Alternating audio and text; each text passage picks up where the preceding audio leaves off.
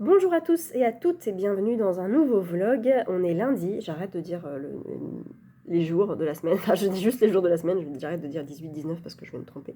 Donc on est lundi et j'ouvre ce nouveau vlog qui va nous durer probablement pendant 2 semaines parce qu'à la fin de la semaine c'est les vacances et je vais être un petit peu occupée pendant ces vacances. Donc je ne suis pas sûre de vlogger beaucoup parce que j'ai du monde à la maison ou alors je suis chez les gens.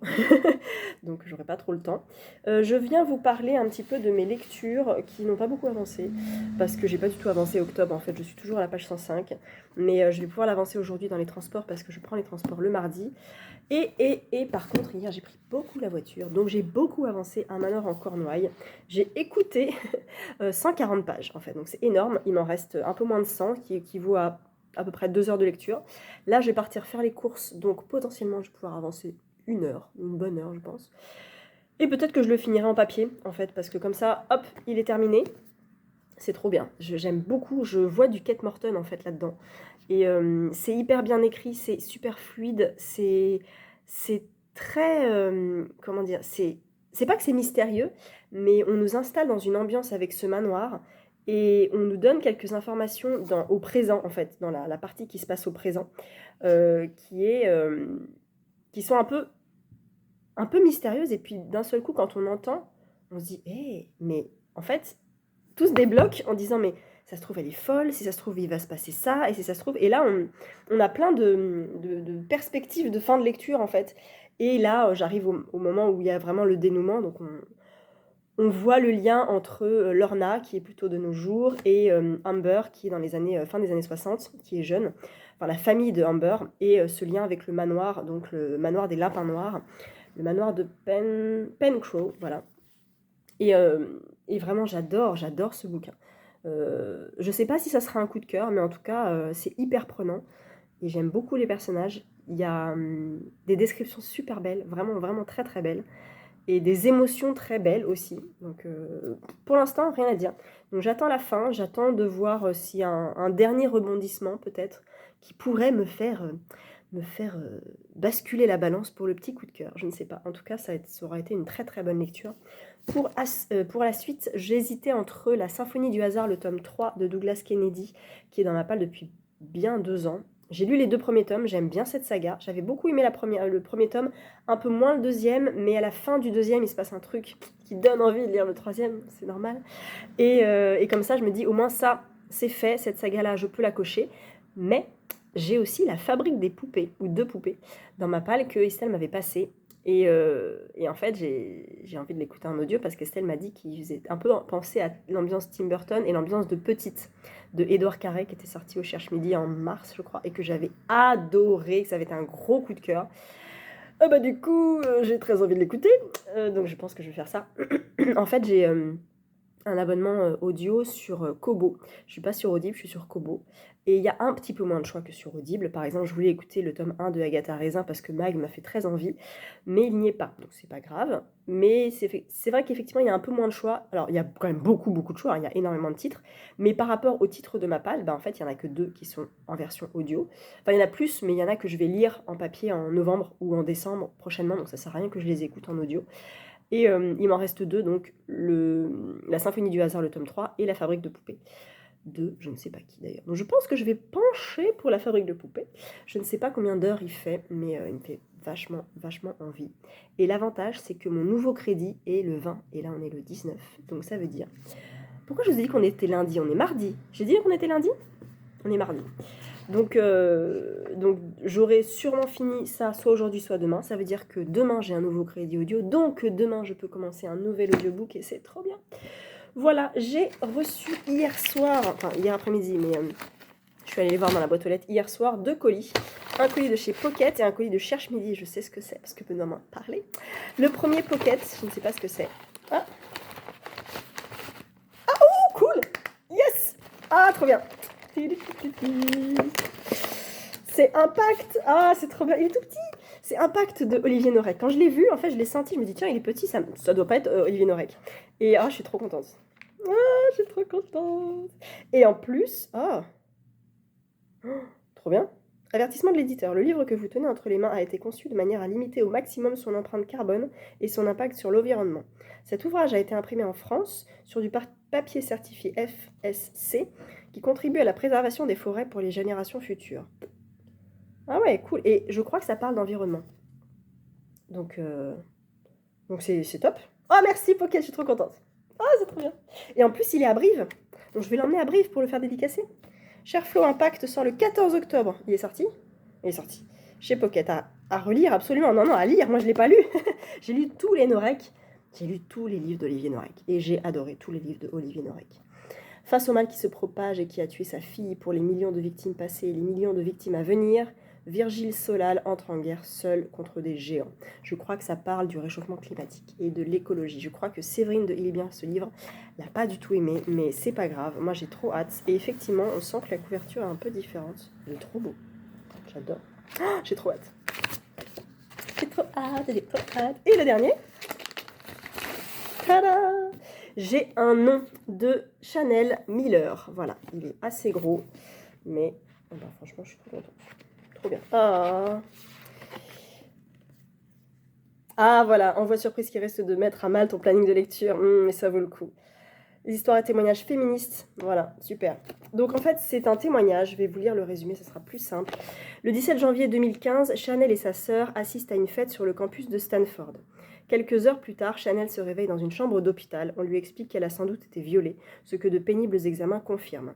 Son agresseur présumé, Brock Turner, est un athlète prometteur soutenu par ses parents et dont la ligne de défense ne variera pas. La victime était consentante. Ce bon garçon, d'excellente réputation, essaiera même de le lui faire admettre. Oh, c'est chaud. Devant les preuves certaines, il est pourtant reconnu coupable, mais au nom de conséquences collatérales négatives, uniquement condamné à 6 mois de prison.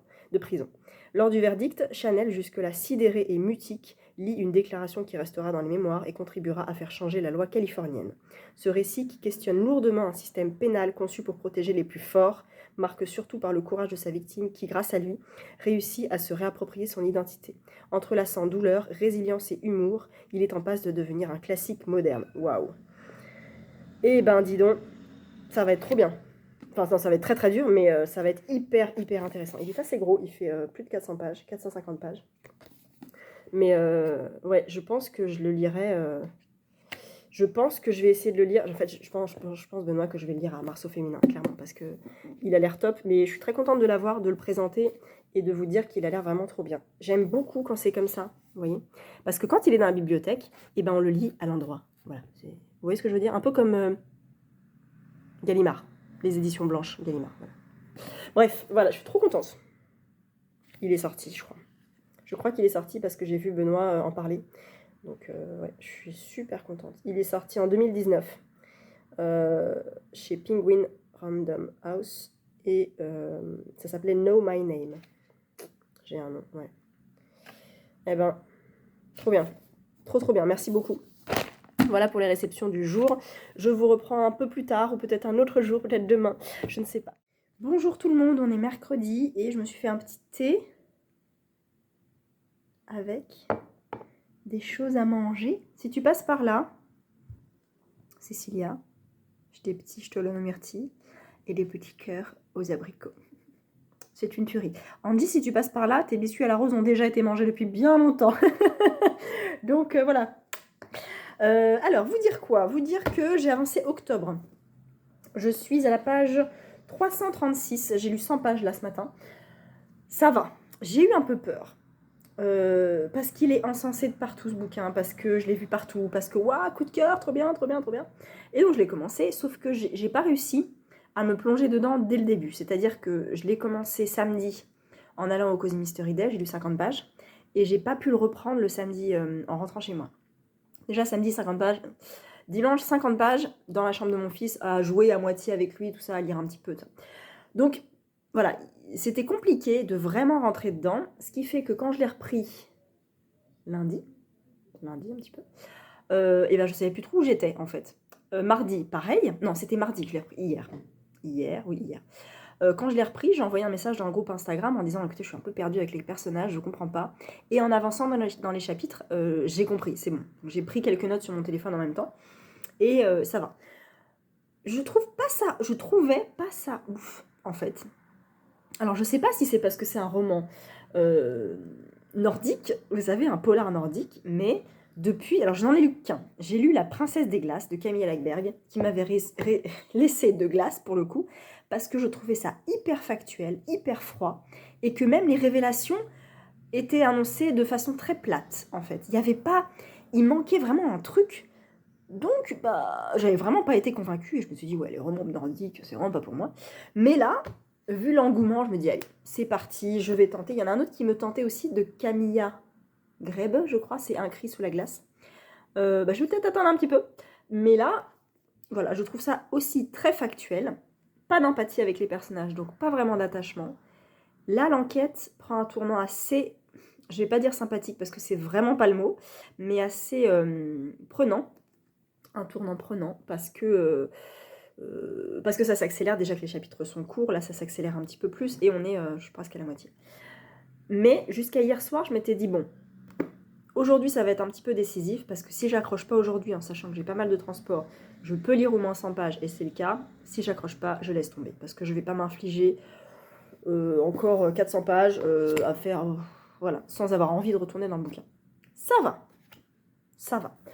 Là, je vais peut-être pas pouvoir lire cet après-midi, mais demain, j'ai beaucoup de transports et vendredi, je prends aussi les transports parce que vendredi, je vais à une expo, à une conférence au musée Rodin sur Dante. C'est une des filles du groupe Instagram qui nous a donné cette information.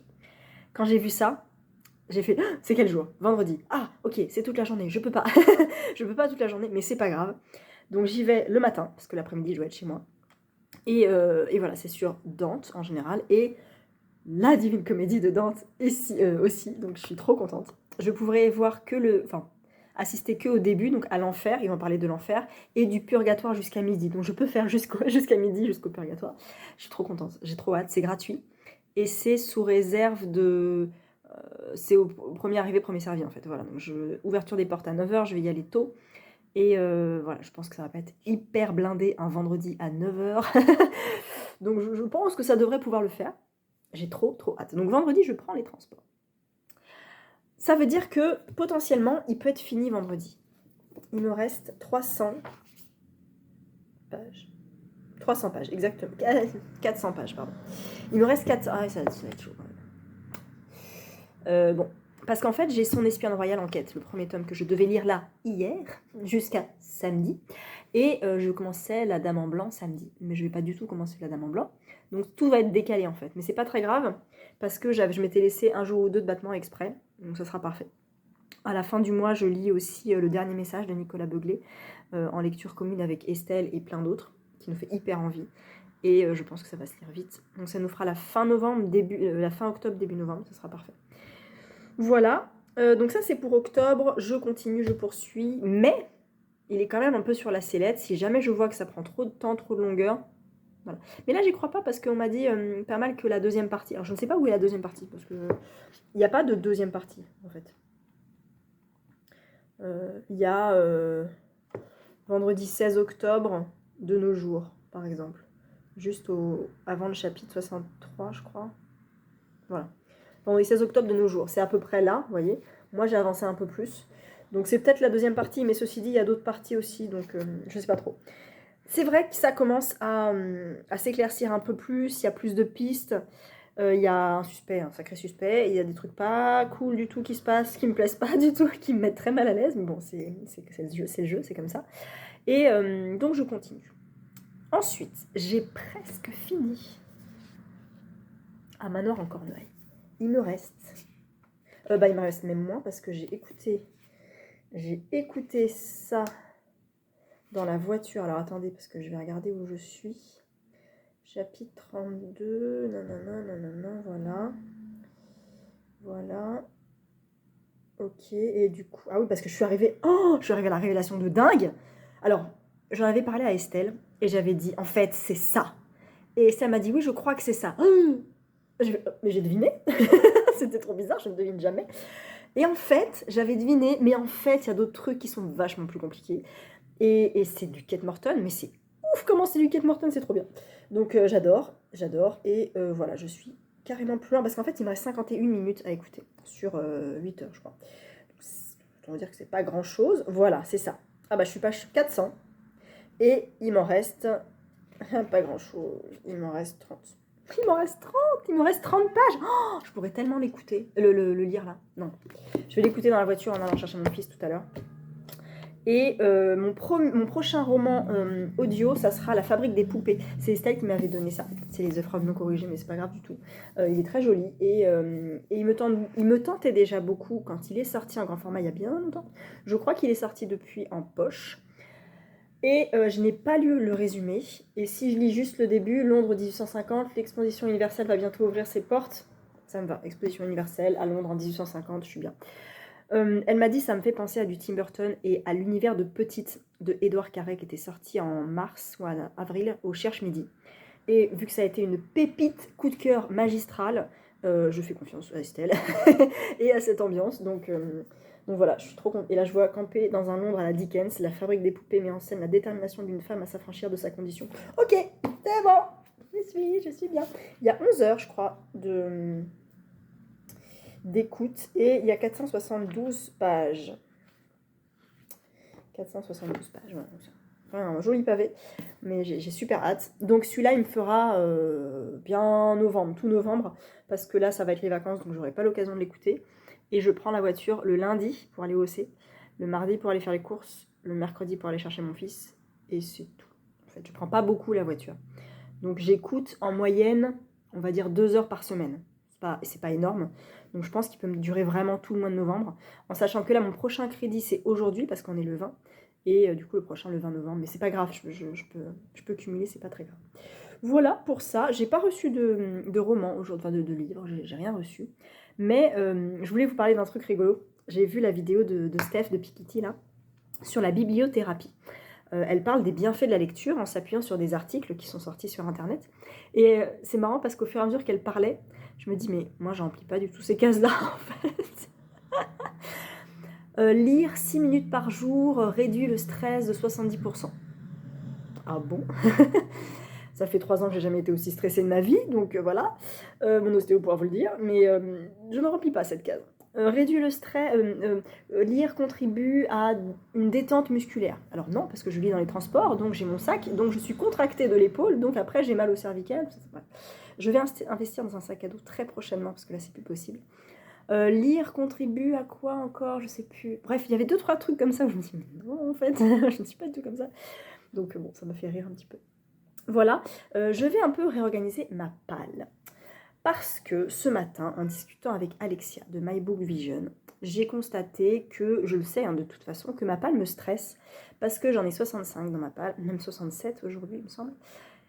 Et c'est beaucoup trop pour moi, en fait. Voilà, je voudrais une palle à 20, mais c'est pas possible. Donc, il faut que j'organise mes plannings de lecture qui me conviennent toujours, de façon à sortir un maximum de mes livres de ma palle en priorité, avant de me dire « Ah tiens, en décembre, mais si je lisais un roman de Noël, que je n'ai pas encore acheté. » Pourquoi? Non, ce n'est pas utile, Florence. Donc je vais essayer, mais je le fais déjà en fait dans mes plannings. En novembre, j'ai pratiquement que des livres que j'ai déjà dans ma palle et que je vais sortir. En décembre, c'est ça aussi, sauf pour un, je crois. Bah, rendez-vous avec le Mal, le tome 2 de Rendez-vous avec machin truc. Et du coup, je vais l'acheter, mais je les lirai en décembre. Donc c'est un peu l'exception. Mais je vais essayer vraiment de me limiter à ma palle et d'essayer de pas craquer, de pas rajouter des romans que je n'ai pas encore achetés, qui sont déjà des fois même pas dans ma wishlist en fait, pour les ajouter à ma palle, donc pour acheter encore plus de livres, tout ça. Il y en a juste un que je vais acheter, c'est la carte postale, parce que je le lis du coup dans le club de lecture de mon club de lecture, dans le cadre de mon club de lecture, avec le comptoir des lettres, et ça sera un gros investissement parce qu'il est un peu cher, donc je vais peut-être voir s'il est d'occasion. Mais voilà, ce sera le seul en novembre que je vais acheter exprès en fait pour le lire, sinon ils sont tous dans ma palle je crois. En novembre, de tête comme ça, j'ai le Père Goriot, j'ai le Chien des Baskerville, j'ai Meurtre et tarte au citron meringué, et j'ai du thriller. J'ai La Maison des Voix de Carisi que j'ai dans ma palle depuis 2 ans. J'adore Carisi et je le lis tous les ans. Et là, j'ai pas pu l'année dernière, donc je le lis cette année. J'ai Les couloirs démoniaques de Jean-Marc Desnos qui est chez Tornada. J'ai hyper envie de le lire parce que j'avais adoré un de ses romans qui s'appelait... Ah, je vois très bien la couverture. C'était sur du paranormal et j'avais adoré la façon dont c'était écrit. C'était hyper haletant, c'était prenant. Je me rappelle d'une scène où je lisais dans le RER et j'ai sursauté quand il y a eu une annonce. Enfin, j'étais tellement dedans que voilà, j'ai vraiment adoré. J'adore ces sensations-là. Qu'est-ce que je lis encore? Je voudrais lire Little Heaven de Nick Cutter. J'avais adoré Troupe 52. Je lis quoi d'autre? Je sais plus. Bref, je sors du thriller pour novembre, pour le Black, le Black November. Donc je suis assez contente de les sortir. Je bois un peu de thé. Oh, ça fait du bien. Et voilà, je suis contente parce que en fait, je participe un peu tous les ans au Black November sans forcément mettre les bouquins dans une catégorie, mais de dire de toute façon, c'est le mois du thriller, donc de toute façon, je lis du thriller, donc j'ai bon. Ça, c'est bon. Pour le Cold Winter Challenge, je ne sais pas encore quels vont être les menus. Je sais même pas en fait si je vais participer au Cold Winter. J'ai pas participé au Pumpkin. Le Cold Winter, ça fait longtemps que j'y participe et ça ferait bizarre si j'y participais pas. Mais là, le Happy Fall Challenge de Cecilia, j'avais commencé à le remplir et en fait, je suis pas du tout dedans. J'ai pas du tout réussi à faire ce que je voulais, donc à lire ce que je voulais, j'ai dû changer des trucs. Donc en fait, dans le Happy Fall Challenge, j'avais mis Son espionne royale en quête. Ça, je vais le lire. Lire un roman sur une période sombre, bah, vu que je lis pas trop les quatrièmes de couverture, je peux pas trop savoir des fois de quoi ça parle. Mais là, je peux caser octobre, parce qu'octobre, c'est une période sombre, parce qu'il fait nuit plus tôt, parce qu'on est à Copenhague, je peux jouer là-dessus peut-être. Lire un roman avec une créature magique, j'ai pas. Lire un roman se déroulant dans une forêt, j'avais mis Anne de Raymond, qui est déjà lu. Lire un roman gourmand, j'avais mis Meurtre et Muffin Myrtille, qui est déjà lu. Lire un roman passé-présent, j'avais mis La Sœur de la Tempête, mais je ne le lirai pas tout de suite, donc je ne peux pas le mettre. Mais je vais peut-être mettre Un manoir en Cornouailles, que je suis en train de finir. Lire un livre à la couverture orange, j'ai mis Mon automne cosy de Caro, que je vais emmener probablement en vacances pour le lire tranquillement. Et lire un roman angoissant, Les couloirs démoniaques, donc de Jean-Marc Desnos. En fait, je bascule. Le Happy Fall Challenge, je le fais du 15 octobre au 15 novembre, parce que Cécilia nous a laissé le choix dans les dates à peu près. Donc voilà, c'est plutôt pas mal. Donc en fait, voilà, il m'en reste Son espionne royale, La Dame en blanc, Le dernier message, et Le purgatoire de Dante. Bah, faut que je finisse Dante. Il faut que je finisse absolument au moins Le souvenir de Sylvie Hiver. Il me reste vraiment pas grand chose. Il faut que je chronique, je suis hyper à la bourre, mais là, je vous avoue que j'ai une fin du mois d'octobre un peu chargée.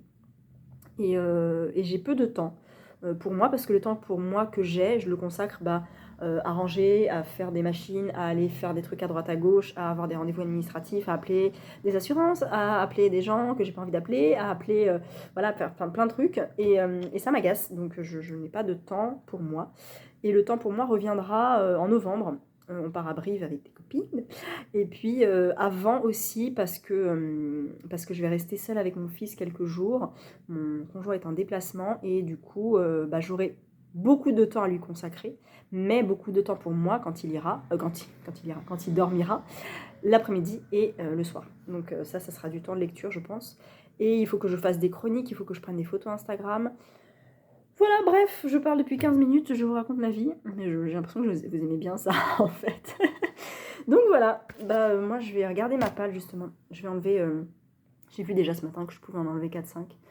Des livres, mais c'est frustrant parce que j'ai vraiment déjà réduit et tous les livres que j'ai me font envie, en fait. Mais je ne peux pas tout lire, je ne pourrais pas tout lire, et même si j'en même si j'en lis 8 par mois, qui sont déjà dans ma palle, j'en reçois 8 qui me tentent aussi en fait, ou que j'achète, ou que je reçois, qui n'était pas prévu. Impact de Olivier Norek par exemple, je l'ai reçu. Il était prévu dans ma tête, j'allais le lire, mais je ne l'avais pas acheté, donc je le rajoute à ma palle. Les sorcières de Pendel, il n'était pas prévu du tout, mais il me tente des masses, donc je vais le lire. Voilà, bref. Je ne perds pas le côté spontané, c'est pas qu'il n'y a pas de côté spontané, c'est qu'en fait, j'ai remplacé le côté spontané par le côté organisé qui me fait envie. Parce que si je n'ai pas de planning de lecture, j'ai ma palle, je pioche au hasard, mais quand on reçoit des services presse, je pense qu'il faut être un tout petit peu organisé. Non pas qu'au doivent quoi que ce soit aux maisons d'édition, parce que moi je présente chaque réception sur Instagram en story, mais je me dis que s'ils me l'envoient, la moindre des choses c'est de le lire dans pas trop longtemps. Sauf si c'est des envois comme ça sauvages, on va dire, qui n'ont pas été demandés, qui sont très gentiment envoyés, et que je garde dans ma palle parce qu'ils me tentent et je les lirai, mais peut-être pas tout de suite, peut-être pas cette année en fait. C'est ça qu'il faut que je fasse. Il faut que je me fasse une palle 2022. Et là, je peux en enlever. C'est ça que je vais faire. Oh ouais. Oh, je viens d'avoir un éclair de génie là. Je vais me faire une palle 2021-2022. Et là, je sais qu'il y en a que je vais enlever parce qu'il y en a que je ne dirai vraiment pas tout de suite. Je vais faire ça. Hey, j'ai des bonnes idées des fois. Ou peut-être pas en fait. Je vous reprends 2 petites minutes parce que je viens de finir à l'instant, un main noir encore noyé. C'est un coup de cœur. C'est un coup de cœur, c'était trop bien. C'était génial, l'épilogue est clos tout et c'était génial. C'était génial, franchement. Je veux lire, comment ça s'appelle? Les filles du manoir de Foxtrot, un truc comme ça, je crois, qu'elle a écrit, qui est sorti l'an dernier chez Nil. Oh là là, c'était tellement bien. C'était génial. C'était génial. Franchement, c'était trop bien. C'est un roman historique, saga familiale, présent-passé, liens familiaux, drame. C'était génial. C'était trop bien. Voilà, je l'ai fini d'écouter en allant à la poste, en allant à la librairie parce que j'avais un livre à récupérer qui n'est pas pour moi, et en allant à la médiathèque parce que j'avais des livres à rendre. Et quand j'ai rendu mes livres, je me suis dit, je peux les réemprunter en fait, parce qu'ils ne sont pas réservés pour d'autres. Et pendant le confinement, quand on rendait nos livres, on les rendait à un endroit et on empruntait les autres à l'entrée de la médiathèque. En fait, on les rendait à la sortie de la médiathèque et on les empruntait à l'entrée de la médiathèque. Et quand on rendait les bouquins, il restait 15 jours en quatorzaine, quoi, en fait, sans être touché, pour être désinfecté naturellement, je sais pas quoi, avant d'être réempruntables. Sauf que là, moi, les ayant empruntés, si je veux les réemprunter derrière, si je suis la même personne, je peux en fait. Donc j'ai bipé pour les rendre, et puis j'ai bipé pour les réemprunter. Donc je suis contente, parce que je réemprunte La Petite Faiseuse de Livres, le tome 7, que j'avais commencé la semaine dernière, donc que je vais pouvoir lire là encore pendant un mois. J'ai réempruntouillé aussi Féminisme Washing de Léa Lejeune, que je vais absolument lire. Ça fait, je crois, depuis août que je ne fais que l'emprunter, le rendre, le réemprunter, le rendre. Et du coup, il faut vraiment que je le case. Il est écrit quand même tout petit, hein. Mais voilà, j'ai vraiment super envie de le lire. Il faudrait que je le mette sur ma table de chevet pour en faire ma lecture du soir.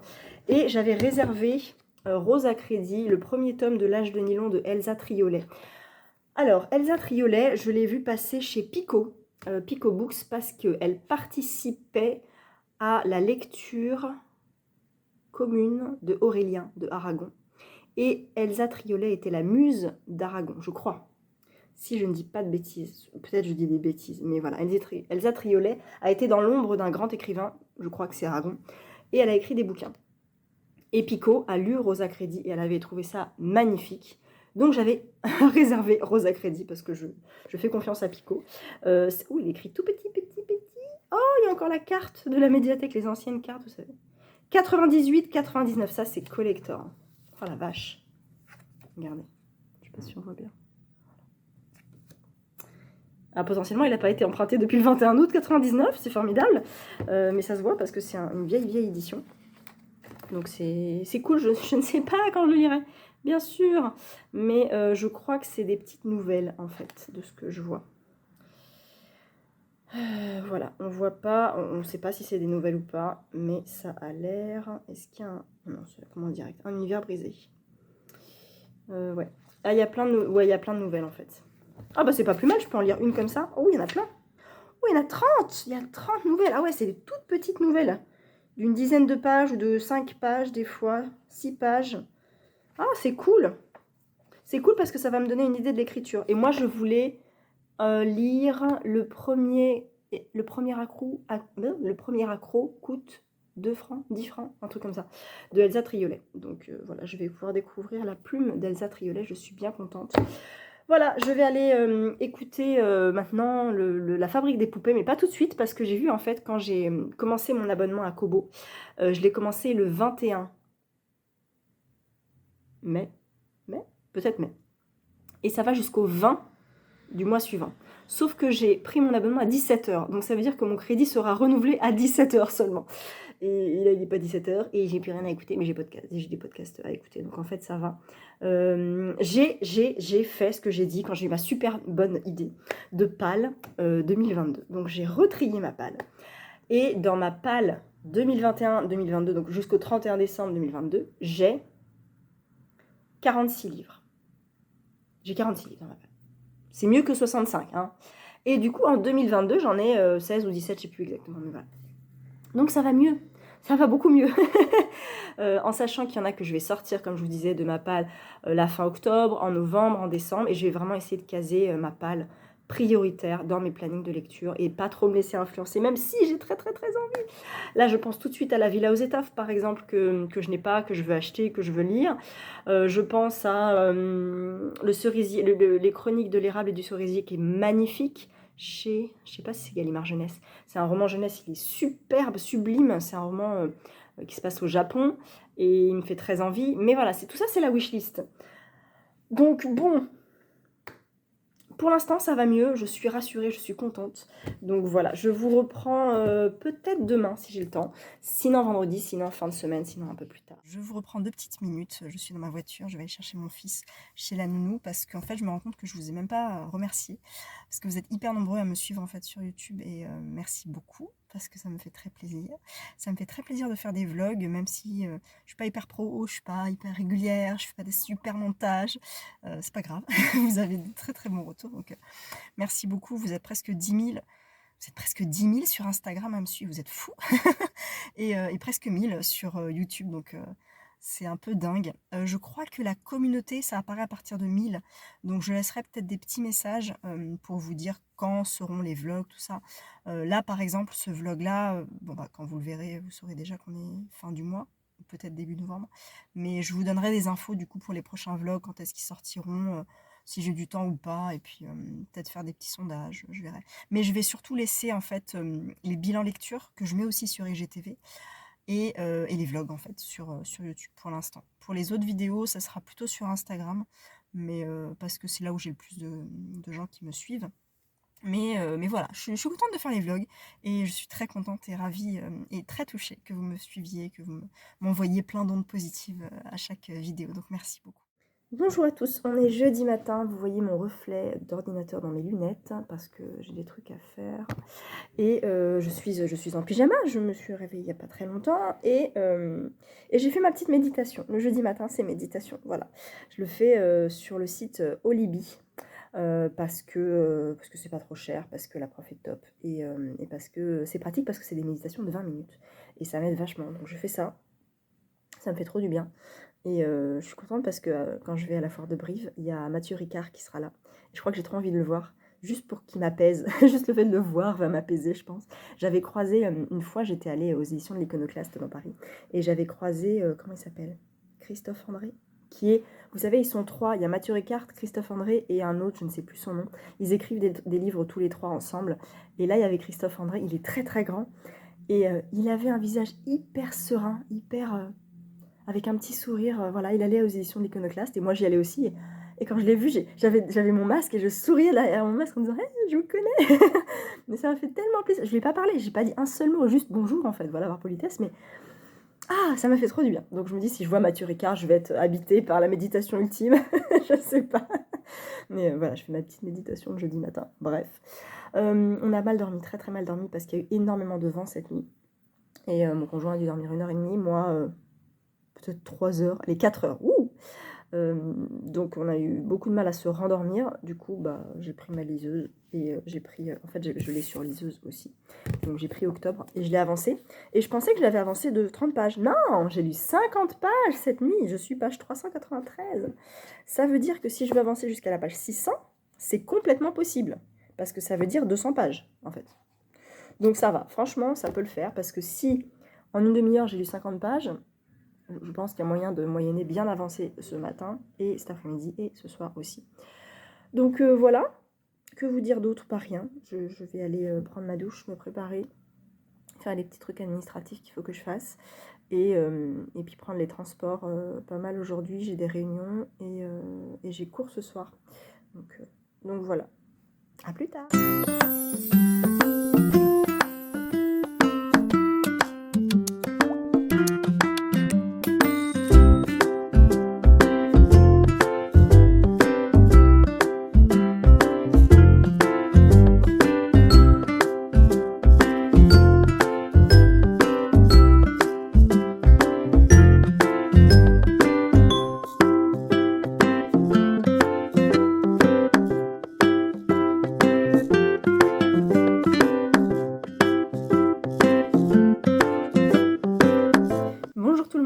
vendredi et plein de trucs. Alors, plein de trucs. Déjà, j'ai reçu Le mystère de la main rouge de Henri Lovenbruck, qui est une nouvelle enquête de Gabriel Joly. Le premier tome, c'était Le loup des cordeliers, que j'avais lu avec Estelle l'an dernier, que j'avais bien aimé. Voilà, c'était bien. Historiquement, super intéressant.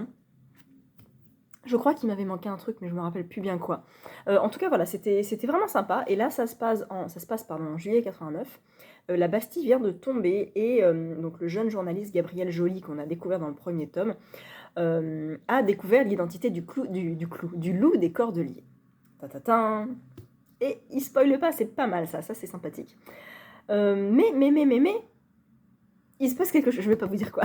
Il se passe quelque chose. Et là, il y a une course-poursuite entre les maquis de l'île de Corse sur les traces de la main rouge. Donc là, on est plus, on voit, il y a un bateau, on est plus sur la mer, je pense, avec des pirates et la Révolution qui court.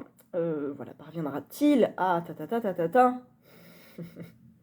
Ah, je vais pas vous dire ce qui se passe. Mais à la manière de Dumas, il mêle habilement histoire et fiction pour créer une enquête haletante où les péripéties s'enchaînent sans arrêt, à ne pas manquer. Qui est-ce qui dit ça ? Femme actuelle. C'est vrai, je suis assez d'accord, c'est historiquement très intéressant, assez haletant. Et peut-être que, ma foi, peut-être que... Ah ! Oh, merci, il est dédicacé, c'est trop gentil. C'est cool. Peut-être que je le lirai, du coup, prochainement. Je ne sais pas quand, mais en tout cas, merci beaucoup.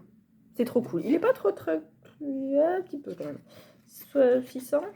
Non, quand même pas. 500 pages ? 500 pages. Un petit peu chouille moins, 490. Et j'ai l'impression qu'il y a des images. Oh, il y a des illustrations, c'est trop bizarre. Ah ouais, il y a des planches. Excellent, il y a des plans en fait. Je veux pas vous spoiler, mais on a des cartes comme ça, il y en a d'autres. Alors attendez. Il y en a peut-être d'autres, s'il peut y en avoir plusieurs. Ah ouais. Planche 9. Ah ouais. Voilà. C'est pas des cartes là, c'est des illustrations. Mais il y a des illustrations. Et j'ai pas le souvenir qu'il y en avait dans le premier. Bah c'est bien sympathique. Ouais, des illustrations. En place de grève. Oh, cool. Trop bien. Oh, mais trop bien. Et ben, ma foi, ça c'est cool. Je viens aussi vous parler de ma lecture terminée, qui est Octobre, de Soren Sveistrup. Je crois que je ne vous avais pas pitché l'histoire, mais je pense que vous l'avez vu passer un petit peu partout. C'est l'histoire du tueur au marron, comme on l'appelle. Là, il y a des petits marrons, petits personnages en marron, tout ça. Des enfants, des liens avec des enfants abandonnés, retrouvés morts, des trucs horribles à Copenhague. Et en fait, c'est des femmes amputées de leurs bras, d'une main, pardon, qui sont retrouvées mortes. Plusieurs femmes en tout, avec un lien avec des enfants, je ne peux pas vous en dire plus, mais c'est bien dégueulasse. Et voilà, il y a deux enquêteurs, un inspecteur et une inspectrice, qui vont mener l'enquête. Ce roman a fait grand bruit, il a été un gros coup de cœur pour de nombreuses personnes, et moi je suis complètement passée à côté, parce que c'est un roman nordique, j'aurais dû m'arrêter à ma première impression, page 250, qui m'a fait dire, j'arrive pas à rentrer dedans, j'ai pas d'empathie pour les personnages, j'ai pas grand plaisir à retourner dans ma lecture, je suis un peu curieuse mais sans plus, j'aurais dû l'arrêter là en fait, parce que j'ai lu la fin en diagonale, en fait, les 100 dernières pages ça ne m'intéressait pas, et même à la révélation j'ai fait ah, ok, voilà. En fait j'imaginais un truc vachement plus creusé que ça, et non, moi j'ai besoin quand je lis un thriller d'être secouée, et je suis secouée avec Claire Favant, avec Ingrid Desjours, avec Maud Mayeras, avec Cyr Cédric, avec... Voilà, il y en a plein hein, avec lesquels je suis secouée. Je pense à Donato Carisi en fait, en plus. Et puis, non, là, non, pas du tout quoi. Donc les romans, les polars nordiques, c'est fini. Voilà, je ne lirai pas Camille Agrébeux de Un cri sous la glace. Tant pis. Voilà, 700 pages, boîte à livres, je pense. Voilà. Ma nouvelle lecture, j'ai pas sorti, c'est Son espionne royale en quête, le tome 1, j'ai trop hâte. Cozy Mystery. Et on m'en dit beaucoup de bien. Mais là, je sais que je vais être bien, parce qu'il y a beaucoup d'humour, tout ça. Je voulais vous parler d'un truc que je suis allée voir ce matin. J'ai mis des petits visuels avant. C'était au musée Rodin, c'était une journée conférence en fait sur Dante. Je n'ai pu assister qu'à la première partie parce que cet après-midi j'ai des choses à faire. C'était hyper intéressant. Alors c'était pas que sur la Divine Comédie mais en grande partie. En fait, au début, on nous a expliqué l'histoire de Dante Alighieri, qui a vécu donc il y a 700 ans, concrètement 1300 quelque chose. Voilà, j'ai pas les dates, hein, mais 1265, 1321. 1321, 700 ans, et donc son œuvre principale qui est la Divine Comédie. Et il y avait une intervenante qui n'était pas là, qui devait parler de l'enfer dans la Divine Comédie. Je l'attendais un petit peu, mais c'est pas très grave. C'était quand même très intéressant ce qu'on nous a présenté dans les autres parties, notamment une partie sur le purgatoire, qui était extraordinairement intéressante. Parce que, en fait, la Divine Comédie de Dante est un texte très difficile à lire.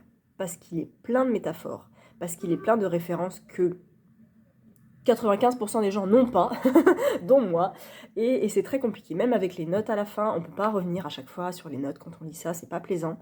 Donc on accepte de se laisser porter par la belle poésie de Dante, et encore c'est traduit en français, donc c'est pas aussi beau que dans la langue originale.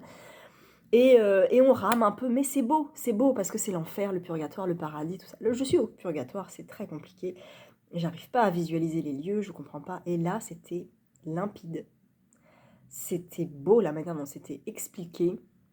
Il nous a pas expliqué le purgatoire, il nous a juste donné des axes par rapport à la lumière et au feu et aux flammes du purgatoire, associées aux flammes temporelles et aux flammes de l'enfer, associées à l'enfer, au feu infernal, voilà, plein de choses comme ça. C'était hyper intéressant, c'était très aussi... très visuel parce qu'il y avait des tableaux en fait représentant l'enfer, le purgatoire, nanana. Ils nous montraient des détails, ils nous expliquaient et tout, c'était super intéressant. Donc je suis ravie d'avoir pu assister à ça et je me rends compte qu'en fait les analyses valent presque plus la Divine Comédie en elle-même parce que quand on lit dans le texte et qu'on ne comprend pas, quand on lit en français et qu'on ne comprend pas tout, il vaut mieux carrément se tourner vers les analyses en fait. Et je pense que c'est pas ce que je vais faire parce que je vais continuer à le lire. Mais c'est pas grave si je comprends pas parce que les analyses seront là pour m'épauler et vraiment je suis ravie de le lire, mais j'ai été tellement ravie de faire cette conférence parce que ça m'a éclairé sur de nombreux points et voilà, c'était trop bien. J'ai pu l'enregistrer, donc je le réécouterai. Et j'ai pris quelques notes justement par rapport à Dante. Il y a beaucoup de portraits de Dante et en fait la figure de Dante, le portrait de Dante va devenir un symbole en fait pour la France, pour l'Italie, parce qu'en fait le pays, l'Italie ne sera jamais réunifié d'un point de vue politique en 1300 machin truc, mais il sera unifié par la langue en fait, donc par les poètes. Il y a tout un groupe de poètes au 12e, 13e siècle qui vont devenir un peu le symbole poétique littéraire de l'Italie et qui va unifier un peu l'Italie. Je suis pas du tout historicienne, mais voilà, je vous dis ce que j'ai compris. Qu'est-ce que je peux vous dire d'autre? Oui, l'histoire du corps, il y avait un truc sur le rapport au corps, à la matière, à la forme et le rapport entre l'âme et le corps. Et en fait, dans la Divine Comédie, il y a le corps infernal, donc qui est aux enfers, qui est une matière, et la matière est sur la terre, alors que Dieu est dans l'air, tout ça, blablabla, énormément de rapport à Dieu, à la religion, tout ça. Et l'âme, le corps étant fait par Dieu, l'âme est faite par Dieu aussi, enfin tout un rapport par rapport à ça. Et donc le corps infernal est aux enfers, et la métamorphose du corps ne peut pas se faire parce que les enfers sont circulaires. On ne sort pas des enfers, c'est très compliqué. Il n'y a que Dante qui réussit à en sortir parce qu'il est guidé par Virgile. On a le corps aérien au purgatoire, mais le purgatoire, en fait, il apparaît en vrai, religieusement en 1870. Parce qu'avant, il était intégré à l'enfer. Et en fait, il n'est pas intégré à l'enfer du tout. Il est intégré à autre chose, il est autre part, le purgatoire. Le lieu avait été, j'arrive pas à parler, le lieu a été inconnu pendant très longtemps, jusqu'en 1870, quand même 19e siècle, où on le sépare de l'enfer. Donc le corps aérien au purgatoire, et puis le corps glorieux au paradis. Donc voilà, plein de trucs comme ça. C'était super, franchement c'était super intéressant. Si vous avez l'occasion de vous renseigner un tout petit peu sur Dante et sur la Divine Comédie, c'est un petit peu riche quand même. Voilà, je voulais vous en parler 2 minutes. Là, qu'est-ce que je vais faire? J'ai passé l'aspirateur, j'ai préparé à manger, et puis on va aller manger bientôt quand mon chéri et mon fils vont rentrer. Et puis c'est les vacances ce soir, donc on va s'octroyer quelques jours. Et je vais lire donc Son espionne royale en quête. Ensuite je lis La Dame en blanc de Wilkie Collins. J'ai trop hâte de le lire. Et le dernier message de Nicolas Beuglet. Je vais aussi emporter en vacances Marie Shelley, le petit pli, vous savez que j'avais acheté. Et aussi la Divine Comédie pour finir le purgatoire là à la fin du mois, pour ensuite lire le Paradis au mois de novembre. Voilà. J'essaierai de vous reprendre prochainement, je ne sais pas trop quand, je vous ferai peut-être des images des vacances. Et sinon, je vous retrouve loin, alors que vous allez me retrouver dans 3 secondes.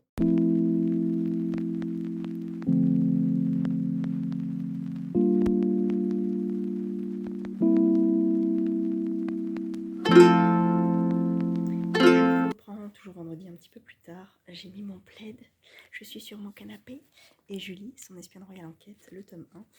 J'ai lu 60 pages déjà d'un coup là. C'est très drôle, c'est très drôle, c'est parfait avec le plaid, tout ça. Il manquerait juste une bougie, un petit feu de cheminée, mais je guette le réveil de mon fils parce qu'il y a mon voisin qui donne des coups de marteau depuis 1 heure. Je sais pas ce qu'il fait. Je sais pas ce qu'il fait. Et donc là, je vais continuer. Il est 16h25. Normalement, mon fils se réveille vers 16h. Donc il dort bien. Donc il peut se réveiller d'une minute à l'autre. Donc moi, je vais continuer ça. Et puis après on fera les valises pour les vacances qui s'annoncent demain. Donc ça va être chouette.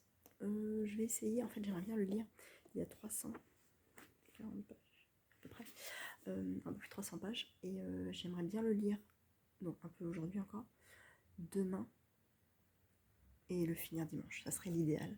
Pour que lundi, je commence la Dame en Blanc. Jusqu'à toute la semaine en fait presque.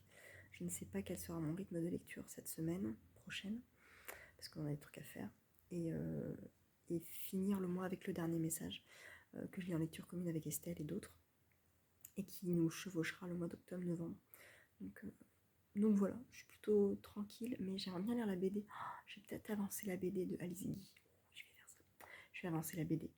Bonjour à tous, on est dimanche et je ne suis pas chez moi, mais j'ai emmené des livres. J'ai emmené Son espionne royale, j'ai emmené La Dame en Blanc, j'ai emmené Le Dernier Message. J'ai emmené ma liseuse aussi, parce que j'ai La Dame en Blanc sur ma liseuse et aussi... qu'est-ce que j'ai encore ? C'est tout. Parce que la Divine Comédie, je ne l'ai pas pris parce que je l'ai sur mon téléphone en même temps. Enfin bref, je suis multi-support. Donc j'ai avancé Son espionne royale. Je vous avais dit que j'avais vu les 60 pages d'un coup. Et là, je suis presque à la moitié. Je ne sais pas si on le voit. Je suis page 143. J'aime beaucoup l'humour, c'est assez drôle. Il lui arrive plein de petites choses à Georgie. Elle veut gagner sa vie, elle veut être indépendante. Et du coup, elle va chercher du travail. Mais en même temps, elle espionne. Donc c'est vraiment drôle. Pour l'instant, ça casse pas 3 pattes, mais c'est pas ce que j'attends. Franchement, c'est passer un bon moment. Et c'est le roman idéal pour l'instant. Donc je le continue. J'aimerais bien le finir demain, parce que demain, je commence La Dame en Blanc, qui va être un roman un peu plus conséquent. Parce que époque victorienne, tout ça. Alors Lady Audley, ça se lisait tout seul. Je ne sais pas du tout comment se lit La Dame en Blanc. Il est assez gros, il est écrit petit. C'est pour ça aussi que je l'ai mis sur ma liseuse. Parce que je vais être comme ça sur le bouquin sans ça. Je vais clore ce vlog ici. Parce que finalement, cette semaine prochaine là va être un petit peu en mode vacances chill, donc je ne filmerai peut-être pas trop. Par contre, à la fin de la semaine prochaine, il y a Brive et j'y vais avec des copines. Et là, on va beaucoup vlogger, je pense, donc je filmerai pas mal. Donc je préfère pas faire un vlog sur 2 semaines, mais vraiment un vlog que vous ayez cette semaine-là et le vlog dans la semaine suivante. Voilà, ça va être cool. Et puis là, ça va être repos, vacances, lecture, profiter de la famille, des amis, et puis dormir un peu aussi. Bosser un peu parce que j'ai quand même un peu de boulot, notamment pour le concours que je prépare. Pour mes cours, je ferai ça sûrement la 2e semaine. Là, je vais vraiment plus me consacrer à mon dossier pour le concours. Et puis voilà, profiter. Il fait très beau apparemment cette semaine, on va sûrement sortir un peu, donc ça va être cool. Là, je vais lire un tout petit peu Son espionne royale. On a du monde qui vient à la maison. Et ouais, je vais essayer de le finir demain. Il se lit bien, mais il est comment dire, il est gros dans le sens où il est écrit gros, mais de haut en bas de la page. Donc il y a quand même de quoi faire. Puis c'est un peu recherché et tout. C'est vraiment pas mal. Donc j'aime bien. Je suis contente parce que je l'attendais avec impatience. Et je suis contente d'accrocher et de bien rentrer dedans. Donc c'est chouette. Voilà, j'espère que ce vlog vous a plu. Et puis moi, je vous retrouve bientôt pour de nouvelles aventures livresques.